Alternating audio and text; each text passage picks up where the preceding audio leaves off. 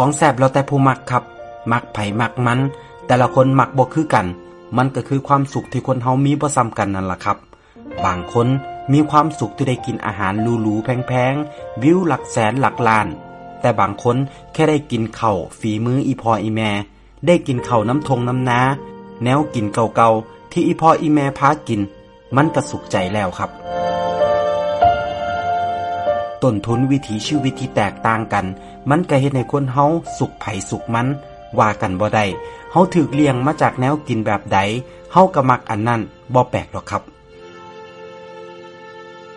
บ่แปลกที่แนวกินบ้านเฮาสิซ่อนความทรงจำความผูกพันไว้ในนั้นกินไปคิดฮอดบ้านไปคิดพอสมัยแต่กี้แต่ก่อนคิดฮอดตอนออกไปหามาอยากมากินเฮาเคยผูกพันกับแนวกินอันใด